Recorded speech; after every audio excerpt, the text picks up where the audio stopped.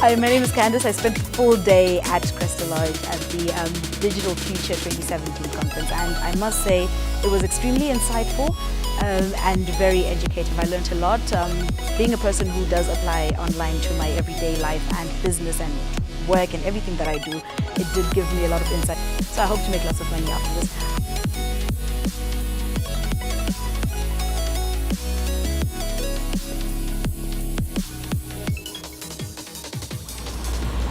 So, with these advances that we're seeing, with the growth of internet, with mobile phones, with data must fall, all of these things coming together, us as custodians of reputation, we realize, what are we doing to harness these advances in technology? What are we doing to take what's happening in the social media space? What are we doing with reputation management? How do we make all of this work together? And it is a big deal because we live in a very transparent world, and if you don't have a proper strategy, you will fail. So we decided to create something called the Africa Reputation Index. For now, unfortunately, because of budgets, what else is new? We have started this only in South Africa, and we chose South Africa not for any other reason except that it was an area that we understand and we understand well. And why did we go out in search of creating the Africa Reputation Index? So you pick up a dictionary, they'll give you various definitions of reputation, but there isn't one definitive one in terms of what makes up corporate reputation. More importantly, no one ever asks Africans what they think about corporate reputation. Most indices around the world is done outside and brought to South Africa. There are very few that come to Africa and ask Africans what they think makes up a good reputation for a corporate. Also, they tend to give you a set of criteria and then ask you to vote on that. So we decided to do it a little bit differently. We just went to a group of people, asked them what informed their decisions. And what we tried to do is, what is my perception of who I am versus your perception of who I am? How close are they mirrored? What can we do to improve that? And more importantly, how can we then ensure that, at the end of the day, you do have the reputation that you deserve and that you work hard at maintaining.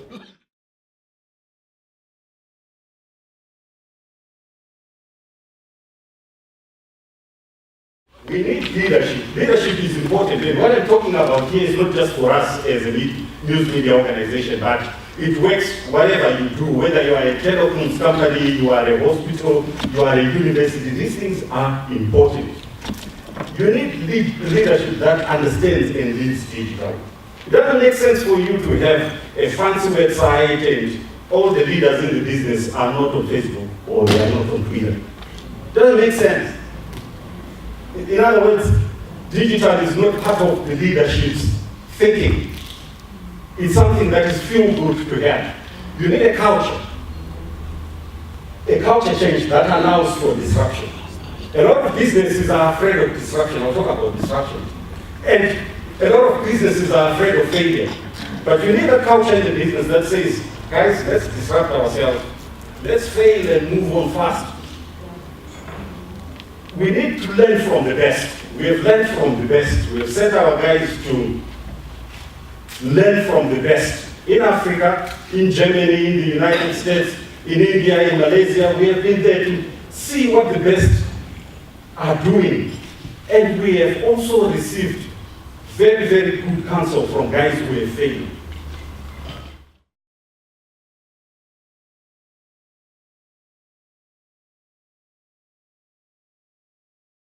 Let's start from the beginning. I am MN. I am not the STV. My colleagues from the STV are there. There is a difference between us. We are a big, happy family under the multi-trust banner. But at the end of the day, we have different goals. The STV goal is to have subscriber numbers. My goal is to interact with my consumer. I want them to think, when they turn on the TV, they're looking at my channels. Who do you think is our biggest competitors? Come on, people. Right now, in South Africa, I would say my biggest competitor, digital, would be YouTube, not Netflix. Because there is not enough bandwidth service to support Netflix. However, worldwide, Netflix is one of our biggest competitors, yes. They started as a rentals firm, they went to streaming media, and then they went into content production. And now that's when they went into content production that they started stepping on our toes. So, what can we do? What is happening now? According to GfK, I don't know if anyone knows here about GfK. They are the 4th biggest market research firm in the world. They call the new generation of consumers the connected consumer. The connected consumer are the digital natives, the internet savvies. In 2016, the year was defined by the connected consumer. They want freedom. They want acceleration. They want intimacy. And that's what they are getting from everyone right now. In terms of freedom, they want brands and businesses to make their lives easier. They want to be able to not have to schedule themselves according to what's happening on the television or on social or anything. Acceleration. Right now, consumers' attention has decreased 5 minutes. 7 minutes is 5 minutes, 7 minutes less than it was in 98. That means they are getting edgy. They are getting impatient. They don't want to wait for things anymore. They want the fast, easy way. I want to buy pizza, I'll order it on my phone. I don't want to have the trouble of calling someone. Why would I want to do that? It's so troublesome. And that's what consumers are doing right now. Intimacy. They want to think that when they interact with your brand, they have a personalized experience. They want to know that they have a voice. They want to know that they matter to you. If you act like they're not important and you target the exact same message across all of them, they will not care. They'll just date you for someone else who can actually show their attention. We are a society that craves attention. That's why Facebook is growing. That's why Instagram is growing. And that's where us as businesses, we need to position ourselves.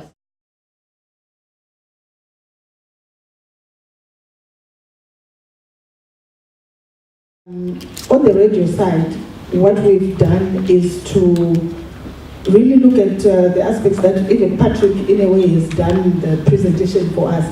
And it's quite right that for Zimbabwe's return on investment is a big thing. And for us, really, is to, from the minute we started, because we were the last national radio station to come on board after all the other stations after Star FM. So for us, it was really how do we get onto the market and introduce something new. Target new audiences, but at the same time, look at new ways, innovative ways of reaching those people that were looking at those traditional elements that Nico was talking about. We were not interested in radio because they thought it was too traditionalistic. We're the first radio station to stream our signal live across the world.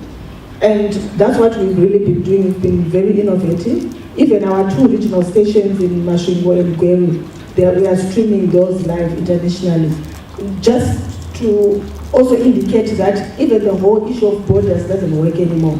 If you are going to give a radio station to someone and you are saying your radius is 60 kilometers, the technology will not allow that.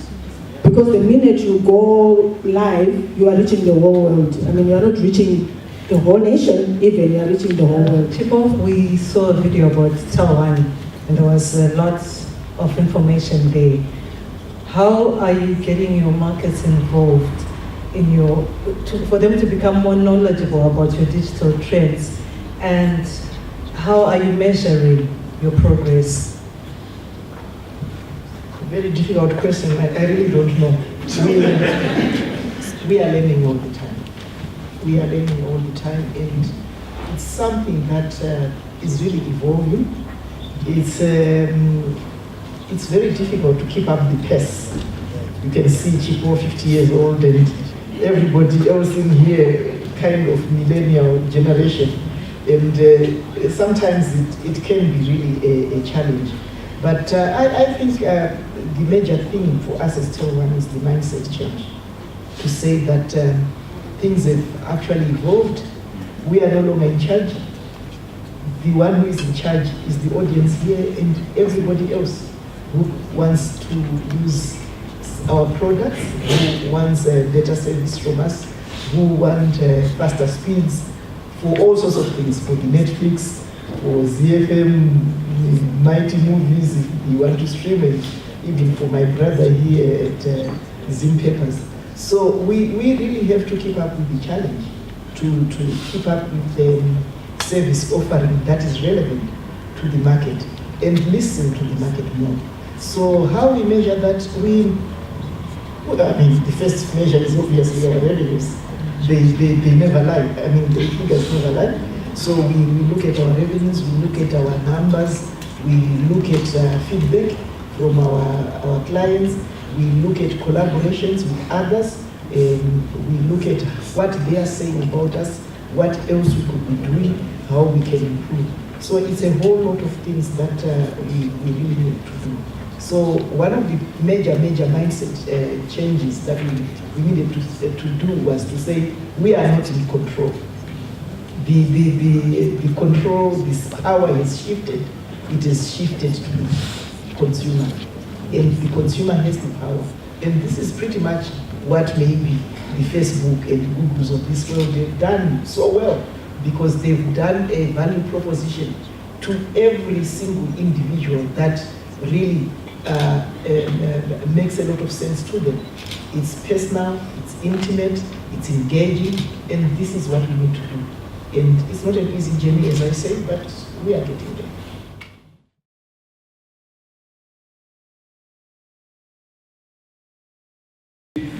So yes, my name is Comrade Fatso. I'm not just a guy who appears on your Facebook feed every now and then. I also do other things. I've got a life, you know. I don't have that much data. If any of these guys want to give us some data. So apart from being a comedian and a satirist, former dreadlock, as Larry said, I've still got my dreadlocks in a GM plastic bag at the bottom of my wardrobe in my spare room, just in case I want to sort them back on and be a real Rasta. But there's the famous saying amongst Rastas, you don't have the dread to be Rasta, so my dreadlocks are in here. My party card. So apart from being a comedian, I also run an organization called Magamba Network. What often gets people is just the name, just Magamba. Why are we calling ourselves Magamba? We are the freedom fighters. What are you fighting for freedom from? No, Mataya, you are the freedom fighters back then. We are the freedom fighters of today. You used to use AK-47s, we're using smartphones. Your AK-47 is looking a bit further than our smartphones after the hashtags of last year, but anyway.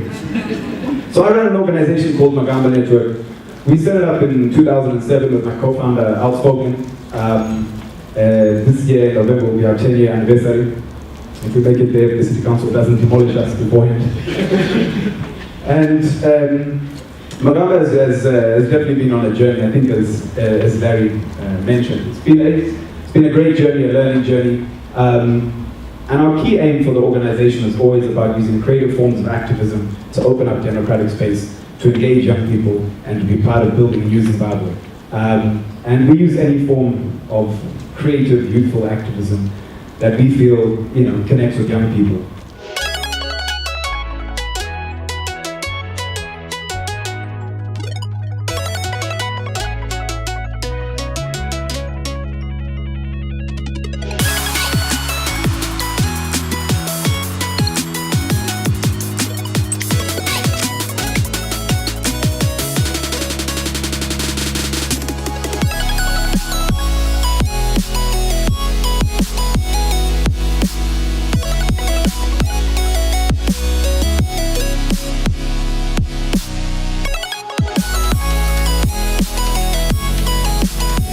Today I'm going to explain the difference or the power play between the product and the person, offline and online, as well as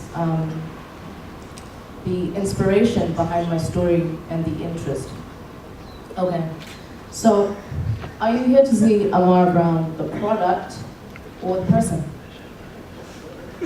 Anyone? That's it. You're right. They're married. And I'm going to now explain to you my story, because the truth is that I built my online following, my online audience, offline. Performances, music, visuals. I'm a musician, all right? But my favorite place to be is actually not in the studio, it's on a stage, all right? Followed by music, love to write, it's my second love. Visuals, I'm an actress as well. Some of you may know that. I built my online audience offline.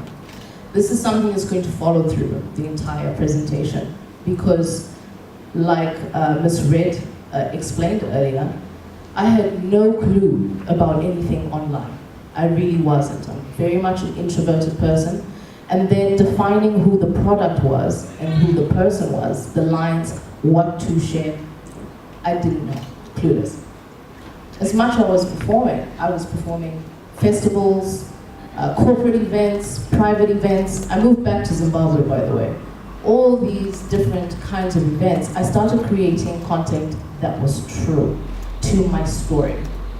Now, what I realized in this period was people's engagement with my story, as in the person, not the product, right?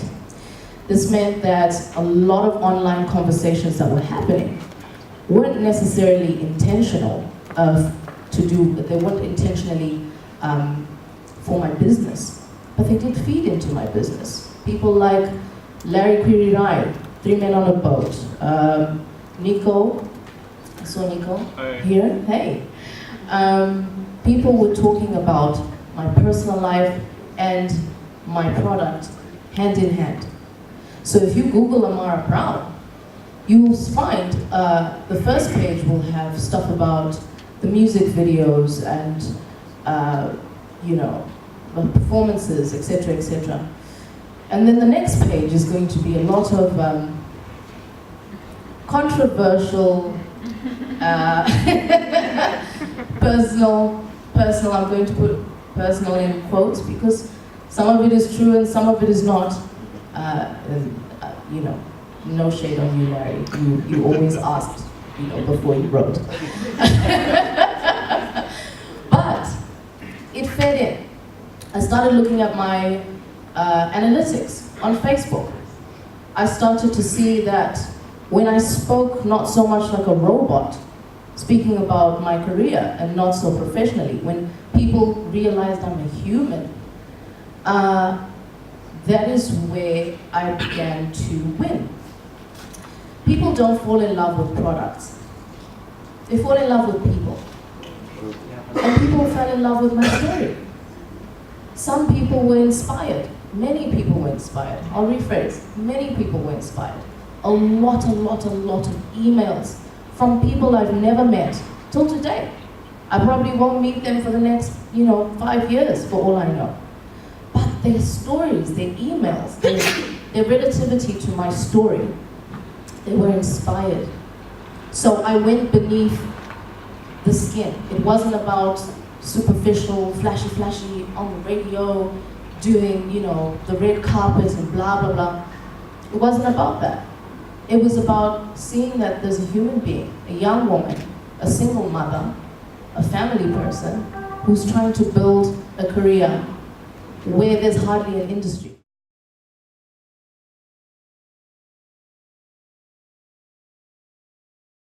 That I'm going to talk to you about today is mobile. Everybody carries this device with them. Let it be smartphone or damn phone, we all carry this device these days.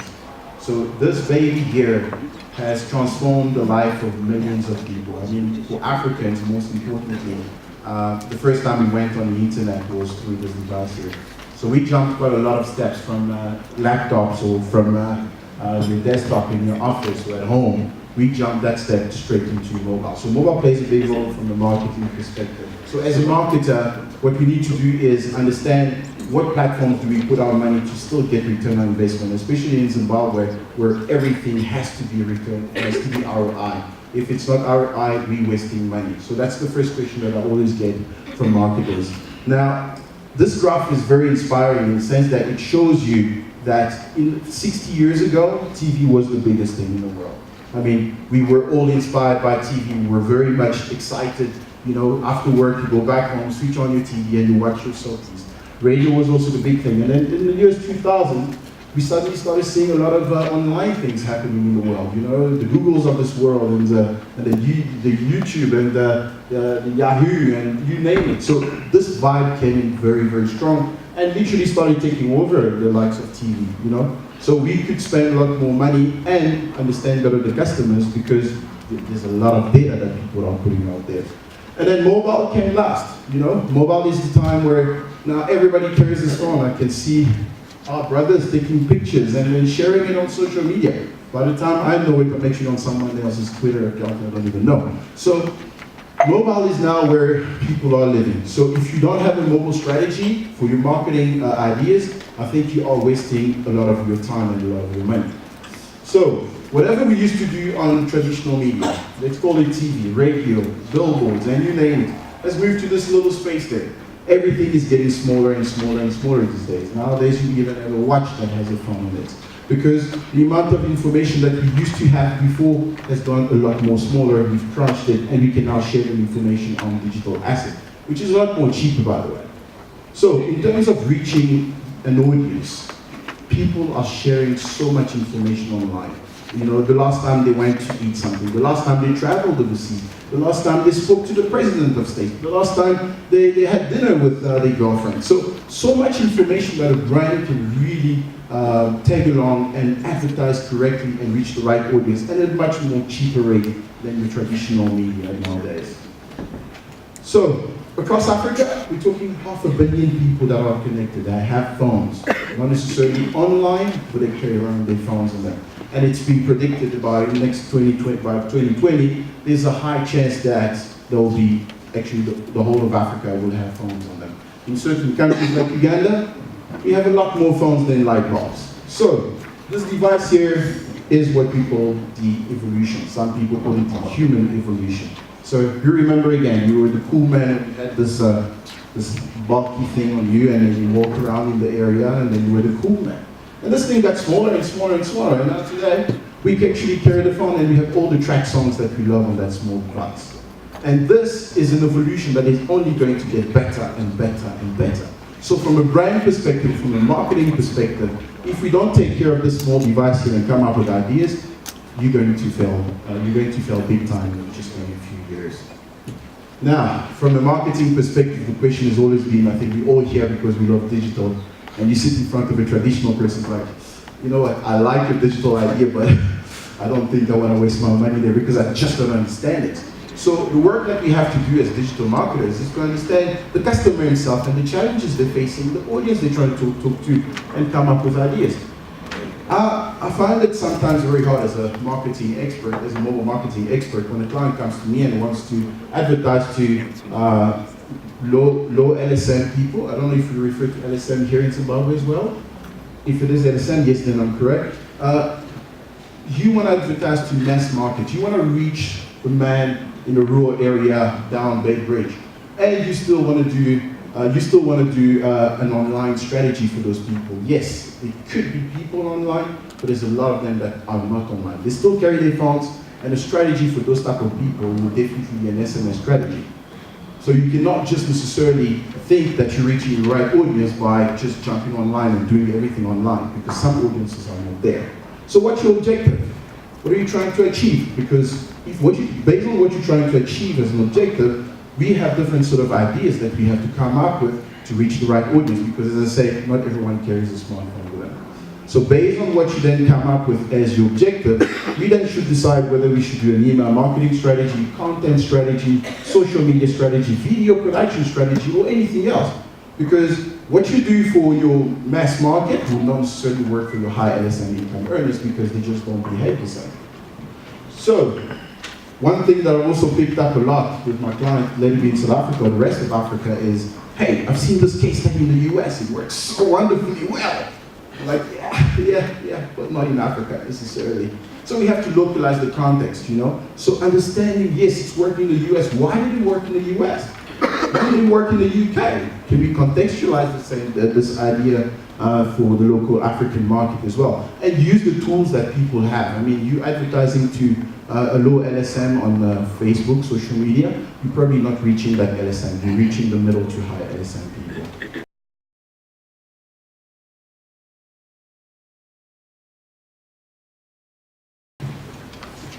And so I have a measurement plan. And so I'm here to discuss analytics, customer insights, and some of the ways you can build your return on investment. And so everyone is already aware of analytics, but people aren't aware of all the different features that you can leverage in there. And your insights on your return on investment come from understanding the customer's journey. And the customer journey is where it begins, as they're building awareness of a product or a service, and they begin to do more research at a greater depth. And then you can use your insights to identify where in the conversion process those potential users are dropping off, as well as the users that are leading to a conversion, they're purchasing, they're signing up to your website, they're doing the app installs. And so it's really powerful insights that you can leverage and get a better understanding of your return on investment and how your advertising spend and which channels are working for you. And you also end up, if you have like an e-commerce site, for example, being able to put a dollar amount for the conversions back to that spend as well. And so that can be quite important as you're making different decisions in different areas of organization. Now, beyond the initial conversion, which there's a lot of focus on, there's also what happens after that initial conversion, and what about customer retention and sort of continued engagement and getting that second, third, and ongoing conversions from the users.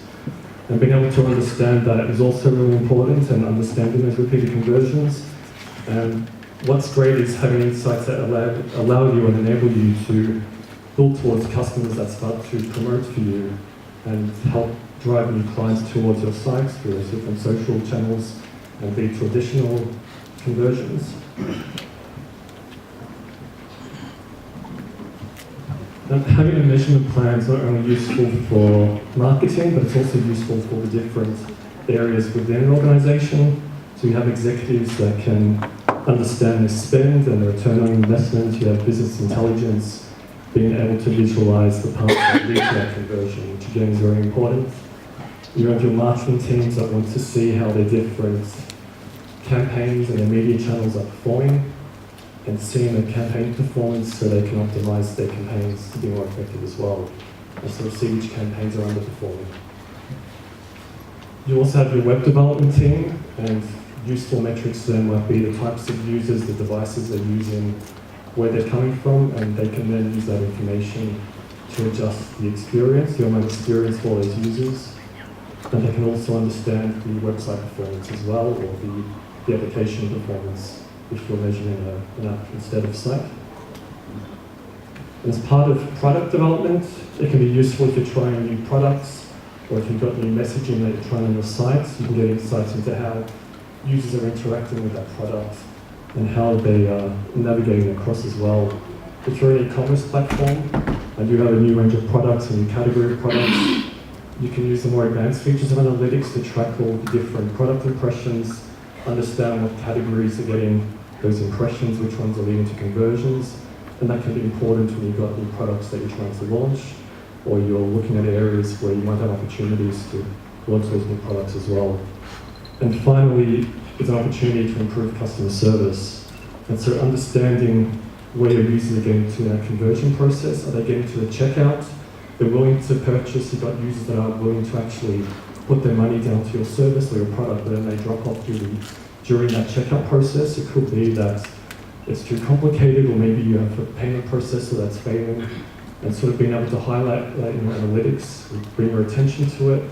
Hopefully that means you can take that attention away from your customer service people and let them focus on sort of actual customer experience instead.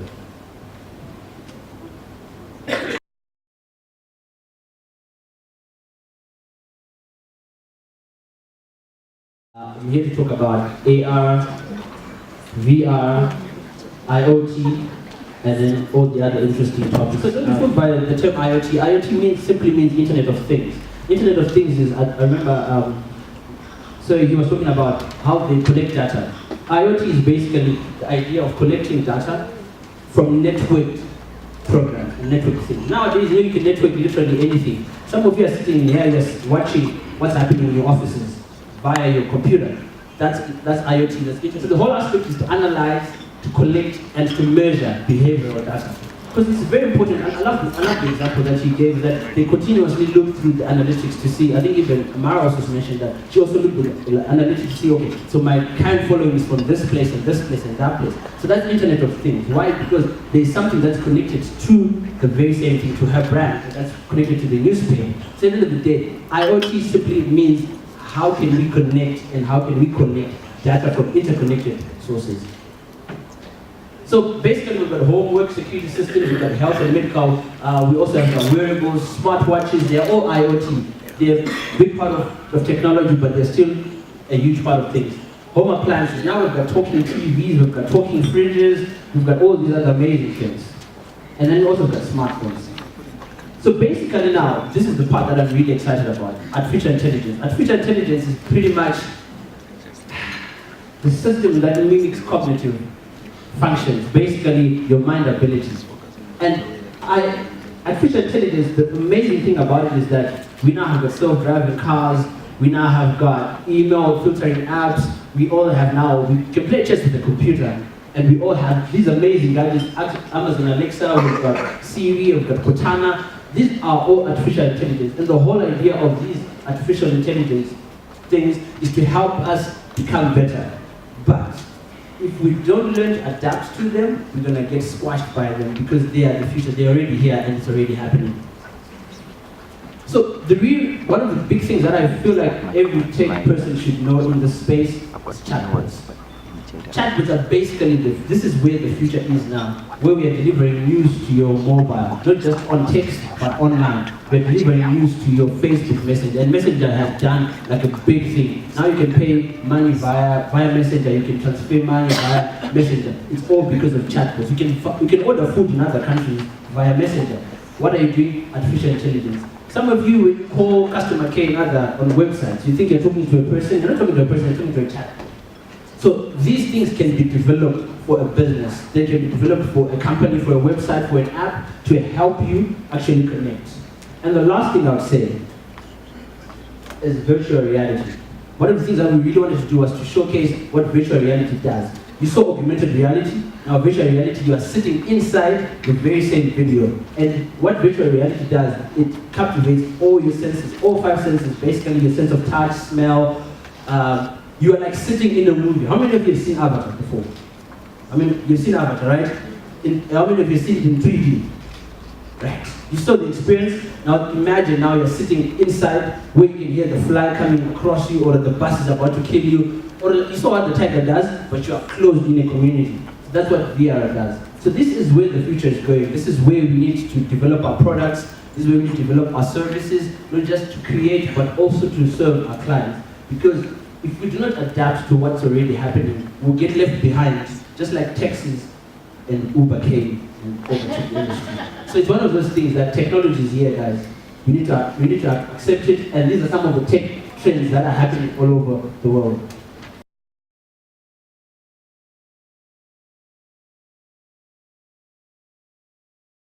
Now the biggest struggle at the beginning was, how do you get people to understand the value of product placement? How do you get them to do that? Because they'll ask you how many seconds. And of course, this is my favorite story. Whenever I pitch people, I would say to them, oh man, I suppose I can't use real names here. John William is fine. William. So you see a cooking show, right? And you see this huge banner behind. And they say, no, if we're going to sponsor your show, we want a banner all across the back. And then I watched the shows that I looked up to. MasterChef, Chop. Do you see any banners? No, it's pure product placement, right? So I insisted that that's not a direction I'm willing to go. You know, so going back to resources, all these things, you know, it almost sounds like you're saying, well, you don't have the resources. People are telling you that if you do this, they'll give you the money. Why are you not accepting it? And at that stage, it was really about knowing what I want to put out there. So we borrowed the cameras, lights we took down from everywhere. We hedged. A lot of the team that worked in season 1 were on an agreement where we said, when we make the money, you will get the money. And that was another way to finance that operation. That was season 1. Closing that up, how do you actually make the money?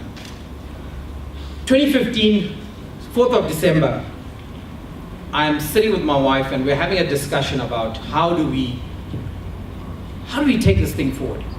And after having season 1 in the bag and again pitching, remember, you produce something and then you go and you pitch people. So pitched everyone I could think of in the FMCG industry, and one final meeting. And I say to her, listen, one last one, we go, we pitch. We pitch the Pick and Pay people. South African leadership at the helm of this, and we say, let's see what these guys will say. And I walk in with a 55-inch TV under my arm. I'm not the biggest guy, so it's really hard for me to carry such a big TV. And the managing director of Pick and Pay looks at me and says, okay, fine, whatever. We could have seen it on a laptop, but put it on. And I put the TV on the table, set it up, had a banner, which was already said, TM Pick and Pay, Battle of the Chefs, Season 2. Opened it up, left it in his office, switched the TV on, and showed him the video of the final of Season 1. And it took him 5 minutes to make a decision. He said to me, Joe, how much? I gave him the figures, and then he said to me, bring the contracts on Monday and we will sign. And to this day, the moment I don't forget is leaving that office, sitting in the car and crying. Because I just wept. Because finally, it was validation. It was like, wow, I'm not crazy. Someone sees that there is value in this. I'm going to wrap up because I think that's all that you really need to know about it, and the rest we will cover in the Q&A. It is so fulfilling to be where we are now, where we're producing season 3. I do know what color temperature is. You know? I understand what color grading is, and in fact, you know, I'm so happy to see Emmanuel here, who's been doing color grading for us. And this is one of the beauties of this industry. You know, you get to meet amazing people. And there are so many people who are amazing and just waiting to get their hands onto something.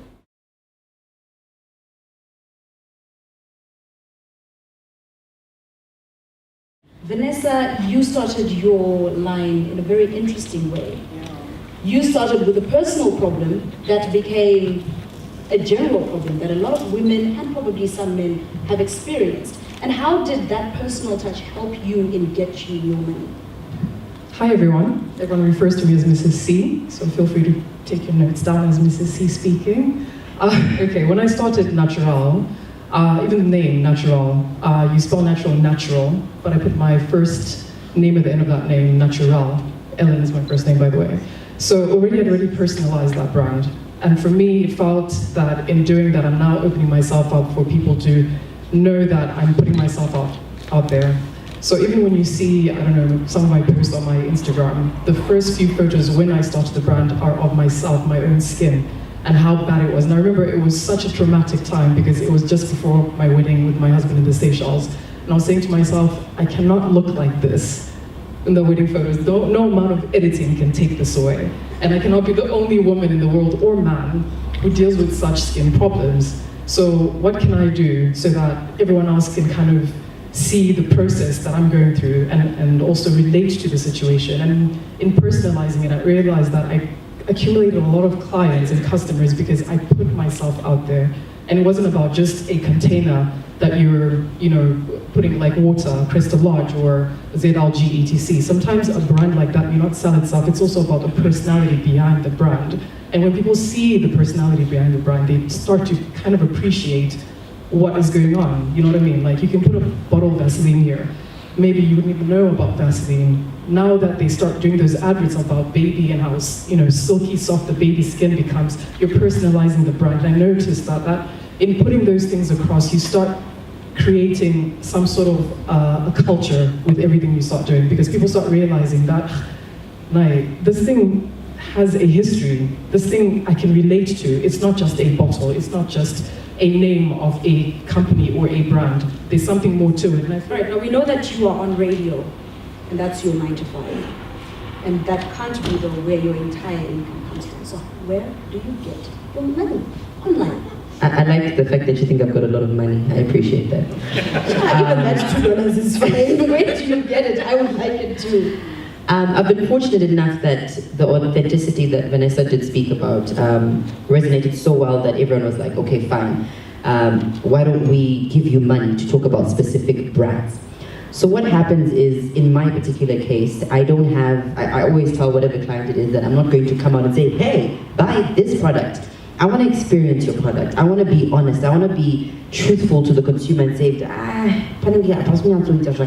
or as a corporate, maybe we can work on a way of making your product better through my experience.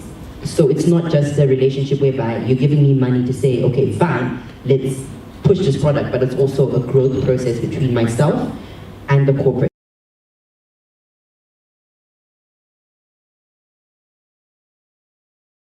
On your website, they just list that we offer this type of hair, this type, and there are 4 types, and then you acquire. You can't expect Google to put you on top because you don't have content about what you say.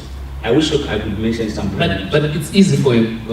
You're mentioning banks and guys that do fiber. Yeah. It's easy because those guys are few. What if I sell shoes? How globally, I'm sure there's like tens and tens of thousands of businesses that are competing to be on top when anyone is looking for shoes. So what are those things? I'll come back to that question because I don't think you... I'm ready. Okay. What are the things I need to do to make sure I'm findable for the things that I sell? That you sell, right. So again, the first answer is what I just gave, which is content. Right? Okay. The second thing is about domain extensions. Now, if you don't know what to do, I'll just say, if you're not a techie person around SEO, I would advise you to use a .co.zw domain name.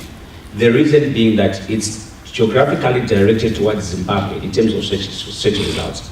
So when you search for shoes in Harare or in Zimbabwe, you find .co.zw domains there more than when you do that in South Africa, right? Because the search results are also changed, or they changed due to geography. Now, if you know what to do, you can go into Google Search Console and geographically target any domain to a particular place, right? And if you are techie, you can do that in Google Search Console. So the first thing is about your domain extension. If you use a .com and don't point it anywhere, you are competing in the global world. That's where this element of local competitors really push you down. Okay. Right. Now, so my crazynassshoes.com is not as effective as my crazyshoes.co.zw. If you leave it the default way without doing anything. That's how it is. That's number one. Then when Google is giving results, there's something called there's local relevance of the results. They speak about relevance, right? This affects SEO. It also affects like Google AdWords thing. There's something called relevance. So relevance is a person who is in Harare who is looking for shoes. How relevant is it to give them a website from Namibia or a website from Ghana than a website from Harare? Now, one of the problems is that the websites for people who are in Harare, they don't say that they're in Harare. Okay. Like on the settings of the website, it doesn't have any local presence, like this Google My Business and all that. So Google doesn't know that you're local? Yes, Google doesn't know that your business is local. So you don't then compete on the local space as well, because it's not known by Google that you're local.